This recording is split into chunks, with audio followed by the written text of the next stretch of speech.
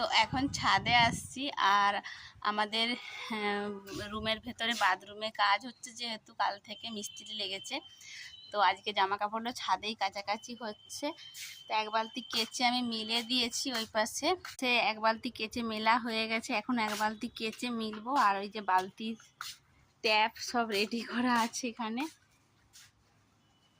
তো মিস্ত্রি লাগবে, সেহেতু তাড়াতাড়ি সকাল সকাল মানে কাজগুলো করে নিতে হবে, কারণ রান্নাটাও কমপ্লিট করে রাখতে হবে। যেহেতু ওই পাথর কাটার মিস্ত্রি, তো অনেকটা মানে ধুলো টুলো উড়ে, তো ওই জন্য কী হবে, খাবার টাবার রেডি করে আমরা ওটা মানে সাইড করে রেখে দিই।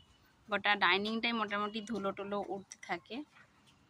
তো যেহেতু মানে বাথরুমের দরজাটা খোলা আছে, তো মোটামুটি বাথরুম থেকে অনেক ধুলো টুলো ডাইনিংয়ের দিকে আসে। তো যাই হোক, সকাল সকাল কাজগুলোর জন্য সেরে নিতে হচ্ছে, নাহলে একটু লেট করে কাজ ছাড়া হতো। তো পরে আবার দেখা হচ্ছে, বাই বাই।